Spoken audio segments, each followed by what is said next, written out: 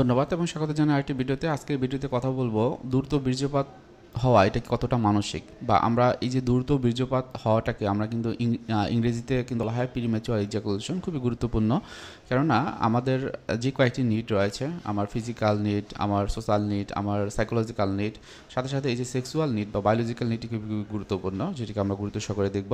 আজকের এই ভিডিওটি আমি কথা বলবো সাইকোলজিস্ট আসাদুজ্জামান রাজু, বর্তমানে প্র্যাকটিস করছি পাইনাল মেন্টাল হেলথ কেয়ার সেন্টার। অনেক ক্ষেত্রে অনেকেই জানেন না এই যে দ্রুত বীর্যপাত হওয়া বা সেক্সুয়াল যে বিষয়গুলো, এগুলো অনেক ক্ষেত্রেই সাইকোলজিক্যাল। আজকে ভিডিওতে আমি আমার কিছু প্রফেশনাল যে দক্ষতা বা প্রফেশনাল যে এক্সপিরিয়েন্স, সেখান থেকে আপনাদের কিছু ইনফরমেশন দেবো, খুব গুরুত্বপূর্ণ। যে ইনফরমেশনগুলো আশা করি আপনাদের ক্ষেত্রে খুব ভালো কাজ করবে, কারণ আপনারা যদি এটা ফলো করেন এবং একটু আপনার মনটাকে ঠিক রেখে আপনার পরবর্তী স্টেপগুলো পালন করেন, সেক্ষেত্রে খুব ভালো হবে। এখন আজকে ভিডিওটি আমি মূলত করেছি যে এই যে সেক্সুয়াল প্রবলেম বা দ্রুত বীর্যপাত হওয়া বা প্রিম্যাচুয়ার ইজাকুলেশন, এটি আসলে কতটা সাইকোলজিক্যাল। আমি আমার এক্সপিরিয়েন্সের থেকে দেখেছি যে যাদের ভিতরে এই যে সমস্যাটি হয় দ্রুত বীর্যপাত, সেক্ষেত্রে তারা সাইকোলজিক্যাল বিষয় নিয়ে আমার কাছে বেশি এসেছে। এটা আমি এই জন্যই বলছি, কারণ প্রথমেই তারা হচ্ছে বিভিন্ন জায়গাতে বিভিন্ন রকমের টেস্ট করেছে, অনেক ফিজিশিয়ান দেখেছে, ইভেন নিউরোলজিস্ট দেখেছে। সো সেখান থেকে তারা কিন্তু খুব বেশি ইফেক্টিভ রেজাল্ট পায়নি। এবং আমি যদি এরকম দু একজনের কথা বলি, যেমন আমার কাছে একজনে আসেন, একজন ভদ্রলোক খুব ভালো একটা চাকরি করেন। সে প্রথমে হচ্ছে যে বাংলাদেশে 8 বছর আগে বিভিন্ন জায়গায় ঘুরেছে, বিভিন্ন জায়গায় সেক্স বিষয়ে বিভিন্ন রকমের যে ট্রিটমেন্ট বা চিকিৎসা পদ্ধতি সেটি ফলো করেছে।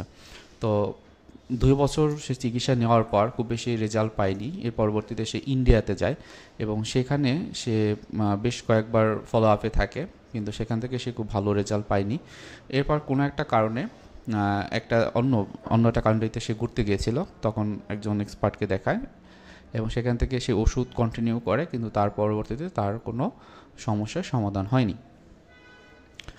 এই লোক আমার কাছে আসে এবং আসার পর প্রথমে তার ইনিশিয়াল যে ডায়াগনোসিসটা সেটা করা হয়, এবং অনেক দিন কথা বলার পর, মানে অনেক সময় 2 বা 3টে সেশন সময় ধরে আমার কথা বলার পর তার ফিজিক্যাল কোনো কারণের কথা সে বলেনি, এবং সে অনেকগুলো টেস্ট নিয়ে এসেছে, যে অনেক রকম টেস্ট করেছে, সেখানে কোনো কিছু ধরা পড়েনি।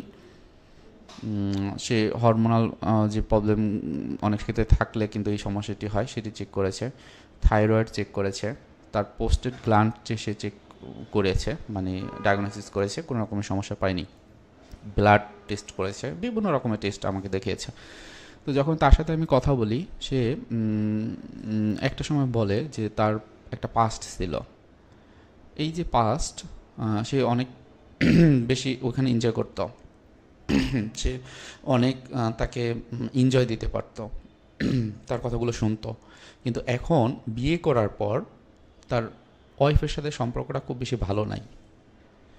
আবার সেক্সুয়াল যে অ্যাক্টিভিটি করার ক্ষেত্রেও তার ওয়াইফ খুব বেশি পারদর্শী না তার কথা অনুযায়ী।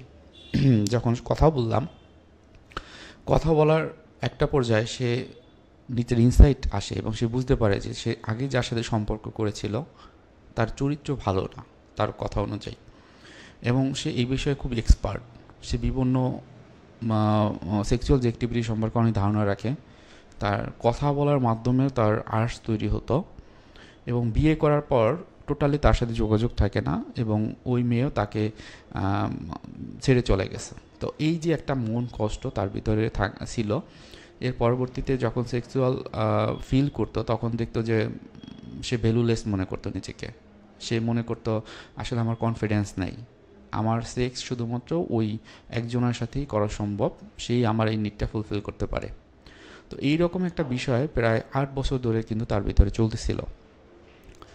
যখন আমার কাছে আসে, আমি দেখলাম যে তার ভিতরে এই যে ইনফিরিয়রিটি কমপ্লেক্স থাকে, যে আমার এই যে ওয়াইফ আছে তার তো একটা চাহিদা আছে, সেই চাহিদা আমি পূরণ করতে পারি না, তার মানে আমি একজন ভালো স্বামী না। এবং সাথে সাথে তার ওয়াইফের যে বিষয়টি, সে ওয়াইফ যখন তার মতো করে কাজ করে, কিন্তু সে যদি ভালোও থাকে তার কাছে খারাপ লাগে, সে মনে করে তার ওয়াইফ মনে হয় তাকে নিয়ে চিন্তা করছে। অনেক ক্ষেত্রে যে জিনিসটি হয়েছে যে সে যেমন এই ডিপ্রেশন থাকছে, তার ভিতরে অ্যাংজাইটি থাকছে, সাথে সাথে এই বিষয়টি যখন সে অফিসে যায়, তখন অফিসের যে কাজগুলো সেগুলো যদি ঠিকঠাক মতো তার অধীনস্থ যারা থাকে তারা যদি করতে না পারে, তাদের প্রতি রাগ দেখায়, অনেক ক্ষেত্রে যে ক্লায়েন্ট আসে তাদেরকে হয়তো বা সেই সাপোর্টটা সে আগের মতো দিতে পারে না, তার অনেক কিছু প্রোক্রাস্টিনেশন হয়, আজকে না কালকে, কালকে না পরশু, এরকম থেকে যায়। এবং এর বেসিসে তার যেমন পার্সোনাল যে বিষয়গুলো, পার্সোনাল যে কাজগুলো, নিজের সেলফ কেয়ারের জায়গা, নিজের ফ্যামিলিকে দেখাশোনা করা, সেটা কিন্তু সে করতে পারে না। বাবা মার সাথে দেখাশোনা করা, সেটি করতে পারে না। সে যেটি করে যে সে যখন মাস শেষ হয়ে যায় তখন হয়তো তাকে নির্দিষ্ট কিছু টাকা পাঠিয়ে দেয়, তাকে জিজ্ঞেস করা তার কেমন আছে বা কী করে, সেই জিনিসগুলো সে করে না। তো এই পার্সোনাল বিষয়গুলো, রিলেশনশিপ বিষয়গুলো আস্তে আস্তে কমে যায় এবং একটা সময় তার ভিতরে একটা কনফ্লিক্ট তৈরি হয় তার ওয়াইফকে নিয়ে, এবং সেও মনে করে ওয়াইফ কিছু কিছু ক্ষেত্রে তার অন্যান্য ফ্যামিলি মেম্বারদের সাথে রাগ করে, এবং সেটি হয়তো বা এই সেক্সুয়াল বিষয়ের কারণেই করে, যেটি তার ভিতরে একটা হীনমন্যতা কাজ করে, একটা স্যাডনেস তার ভিতরে কাজ করে, এবং অনেকের তার অ্যাংজাইটিটা কাজ করে যখন সে ভাবে যে আমি মনে হয় এভাবেই চলতে হবে, আমি আবার কোনো কাজ আমি করতে পারবো না, অর্থাৎ তার ভবিষ্যতে তার চিন্তাগুলো বেশি বেশি করে। তখন যেটি হয়, তখন সে আর একদম নিজেকে অস্থির ভাবে এবং সে কোনো কাজে অ্যাটেন্ড করে না।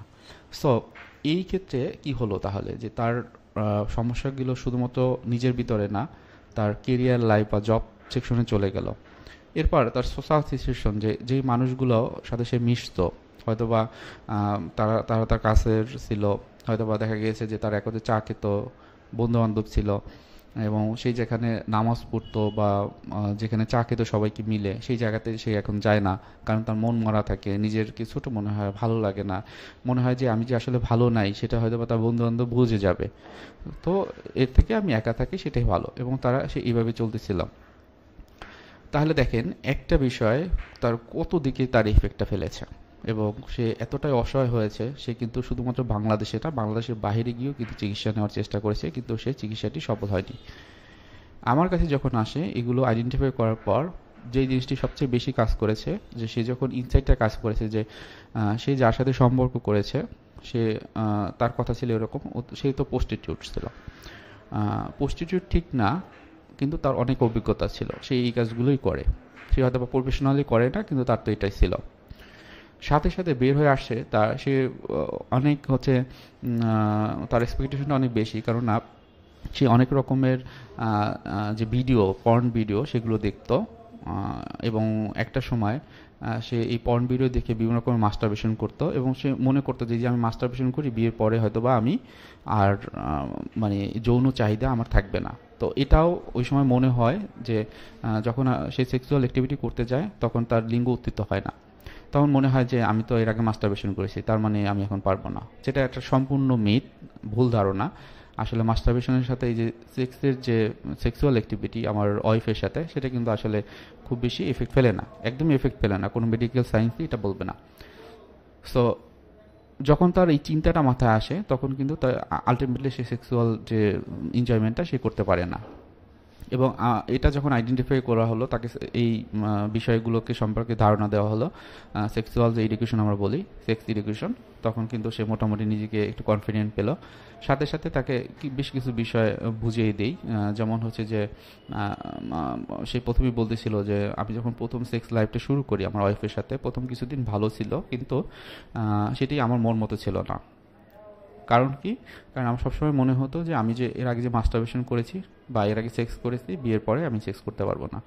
তো ওই জায়গাটাতে যে সেক্স এডিকশনটা ছিল সেটা হলো যে আমাদের এই যে সেক্সের মাধ্যমে যে বীর্যটা বের হয়, যেটাকে সিমেন বলে, এই সিমেনটা টেস্টিস নামক একটা জায়গাতে উৎপন্ন হয়। যখন এটার পরিমাণ অনেক বেশি তৈরি হয়, তো বা যতটুকুই তৈরি হোক না কেন, এটা এপিডিডাইমাস নামক একটা জায়গা আছে বা একটা গ্রন্থি বা নালী, ওই নালীটি গিয়ে জমা হয়। যখন অতিরিক্ত জমা হয়, বেশি পরিমাণ জমা হয়, তখন কিন্তু সেক্সুয়াল আর্জটা তৈরি হয়। সো এই জায়গাটাতে কি হলো, যে তার যখন এই আর্জটা তৈরি হয় তখন কি সে সেক্সুয়াল যে ফুলফিলমেন্টটা সেটা করতে চাইবে। সেটা হতে পারে মাস্টারবেশনের মাধ্যমে, অথবা কারোর সাথে অ্যাটাচড হওয়ার মাধ্যমে, কারোর সাথে সেক্স করার মাধ্যমে। যদি সেটা সম্ভব না হয়, অনেক ক্ষেত্রে আমরা বলি যে নাইটফল বা স্বপ্নদোষ, সেই স্বপ্নদোষের মাধ্যমেই কিন্তু আমাদের এই যে বীর্য সেটা কিন্তু বের হয়। সো এই যে একটা বিষয়, এটা কিন্তু একটা মেডিকেল টার্ম। সো এটা যখন সে বুঝতে পারে, তার কিন্তু একটা হিলিংয়ের কাজ করে, তখন সে সায়েন্সটা বুঝতে পারে, তখন মনে করে যে মাস্টারবেশন আমার এই বিয়ের পরবর্তী যে দ্রুত বীর্যপাত হওয়ার পিছনে কোনো কারণ না, বা আমার অনেক সময় লিঙ্গ উত্থিত হয় না, এর পিছনে কারণ না। এরপর তার কিছু রিলিজিয়াস কিছু বিষয় ছিল, যে সে ভাবতো যে এটা ধর্মে তো এটাকে অন্যভাবে দেখে, এটা তো খারাপ। সো আমি ধর্মের বিষয়টা নিয়ে আসছি। আমি কোনো ধর্মীয় গুরু না, তবে আমি ইসলাম ধর্ম পালন করি এবং ইসলাম ধর্মে বিশ্বাসী। সো আমি যেহেতু এই পেশেন্ট ডিল করতে হয়, সেক্ষেত্রে আমাকে অবশ্যই এই বিষয়গুলো সম্পর্কে একটা ধারণাও থাকতে হয় যে ধর্মীয় বিষয়গুলো কি আছে। সো আমি যেটা বলি, আমি যতটুকু দেখেছি, আপনি দেখবেন বিভিন্ন রকমের ভিডিও আছে, বিভিন্নজন বিভিন্ন ভিডিও বানিয়ে থাকেন। আমি একটু পড়াশোনা করেছি, সেখানে দেখেছি যে পবিত্র কোরআনের 23 নম্বর যে অধ্যায় রয়েছে, সেখানে প্রথম 1, 2, 3, 4 এই যে অধ্যায়গুলোতে বলা হয়েছে যে সেক্স মানে এই যে মাস্টারবেশনকে কিন্তু খারাপ হিসেবে ধরা হয়েছে। কিন্তু 5 নম্বরে যে বিষয়টি রয়েছে, বা 6 নম্বরে, 5 এবং 6 যেটি লেখা আছে, যে 23 নম্বর অধ্যায়ে 5 এবং 6 নম্বর আয়াতে যেটি বলা হয়েছে যে আপনি সেক্সুয়াল আর্টস ফুলফিল করতে পারবেন আপনার ওয়াইফের সাথে, এবং আপনার অধীনস্থ বা আপনি ক্রয়কৃত যে আপনার যে দাসী থাকবে তার সাথে আপনি করতে পারেন। এখন এই জায়গাটা আপনি একটু দেখেন যে আমাদের ইসলামে কিন্তু দেয়া আছে যে একবার হযরত মুহাম্মদ সাল্লাল্লাহু আলাইহি ওয়াসাল্লামকে জিজ্ঞেস করা হয়েছিল, অন্যরা সাহাবীরা বলেছিল যে হুজুর, আপনি যদি একটা সময় না থাকেন, সেক্ষেত্রে আমরা কিভাবে এই যে ধর্মকে গুরুত্ব দিয়ে চলতে পারবো? তখন বলেছিল যে ধর্মগ্রন্থর কথা বলেছে, পবিত্র কোরআনের কথা এবং হাদিসের কথা বেশ কয়েকবার বলেছিল। তারপর বলছিল যে আবার যদি এরপর বলছে যে তুমি কোরআন দেখো, হাদিস দেখো। আবার জিজ্ঞেস করেছে, বলছে কোরআন হাদিস দেখো। এরপরে সে বলছিল যে সেটাও সম্ভব না হয়, তখন তখন বলছে যে তোমাদের মেধাকে কাজে লাগাও। এখন এই মেধাকে কিভাবে কাজে লাগাবে? এখন দেখেন, এই যে সেক্সুয়াল যে বিষয়টি আপনি ওই সময়টার সাথে যদি মিলান, মানে 23 পবিত্র কোরআনের 23-এর 5 এবং 6 নম্বর আয়াতের এই যে বিষয়টি, যে এখানে বলা হয়েছে যে আপনি কি করতে পারবেন, যে এখানে হচ্ছে যে আপনি আপনি আপনার দাসীর সাথে আপনি আপনার সেক্সুয়াল যে বিষয়গুলো সেটা করতে পারবেন। এখন তো দাসপ্রথা নেই, এখন তাহলে কি করবেন? তাহলে এই জায়গাটাতে একটা সেক্স এডুকেশন হতে পারে যে আপনি যখন আপনার সেক্সুয়াল আর্টসটা আপনি মাস্টারবেশনের মাধ্যমে করছেন, তখন কিন্তু এটা কি হলো যে আপনি কিন্তু কারো ক্ষতি করছেন না, বরং আপনি নিজে নিজে করার মাধ্যমে নিজের স্যাটিসফ্যাকশনটা তৈরি হচ্ছে। সাথে সাথে এর থেকে হয়তোবা আরও খারাপ কিছু হতে পারতো, হয়তোবা আপনি অন্য কোনো নারীতে আপনি আসক্ত হতে পারতেন, সেটা কিন্তু হচ্ছেন না। সো এইখান থেকে আপনার জ্ঞানকে যদি কাজে লাগান, তাহলে বলবো যে এটা অনেক ক্ষেত্রে বৈধ হতে পারে রিলিজিয়াস বিলিফের ক্ষেত্রে। আমি ডক্টর জাকির নায়েকের বেশ কিছু ভিডিও আর অন্য বেশ কিছু ভিডিও দেখেছি, যার মিলিয়ন মিলিয়ন ভিউ, অনেক ভিউ। সেখানে কিন্তু তারা কেউ কেউ বলে যে এটা আসলে খারাপ, কেউ কেউ ভালো। কিন্তু আমি যখন একটু পড়াশোনা করে দেখলাম যে ধর্মগ্রন্থে কি আছে, হাদিসে বা কোরআনে কি আছে, তখন কিন্তু আমি স্পেসিফিক এই কারণটা পাই। তো এখানে এটা বলা যাবে না যে হাদিসে একদম বা কোরআনে একদম না বলেছে, বা এটাকে একদম বলেছে যে এটা জায়েজ। সো এখানে যদি আমরা ওটাকে একটু অ্যানালাইসিস করি, খুবই সিম্পল, আপনারা দেখতে পারেন পবিত্র কোরআনের 23 নম্বর অধ্যায়ে আপনি দেখবেন যেটা হলো 2, 3, 4, 5, 6, 7, 8 এই যে এগুলো আপনি দেখবেন, ওখানে কিন্তু মাস্টারবেশন বা সেক্সের কথা কিন্তু সম্পর্কে আপনি ধারণা পাবেন, এটা যদি আপনি পড়াশোনা করেন মোটামুটি। সো আপনি কি হলো যে তাহলে আপনি কিন্তু গভীর কিছু করলেন না, খারাপ কিছু করলেন না, আপনি নিজের ভিতরেই থাকলেন। সো এটা খুব গুরুত্বপূর্ণ হতে পারে আপনারা যদি একটু চিন্তা করেন। এবং ব্যাপারটা ছিল যে এই যে ইজাকুলেশনটা আসলে মানসিক কিনা, আমি সেই ক্ষেত্রে শুধু মানসিক না, আমি আপনাদেরকে যেটা বললাম যে এটা কি জন্য হয়, বা এটা মানসিক কিভাবে এটা মানসিকভাবে এটা আমাদের এফেক্ট ফেলে, আমার নিজের পার্সোনাল এক্সপিরিয়েন্সের কথা বললাম, রিলিজিয়াস কিছু বিষয় আমি তুলে নিয়ে আসলাম, রিলিজিয়াস বিষয়ের ক্ষেত্রে ইসলাম কি বলে সেটাও তুলে নিয়ে আসলাম। তো একটু বড় হয়ে গেছে, আশা করি আপনারা যারা ধৈর্য সহকারে দেখবেন তাদের কিছু জিনিস এটা পাবেন। যদি কোনো ক্লারিফাই করা দরকার হয়, আপনারা অবশ্যই ভিডিও কমেন্টে করবেন, আমি আমার জায়গা থেকে যতটুকু পারি আমি চেষ্টা করব।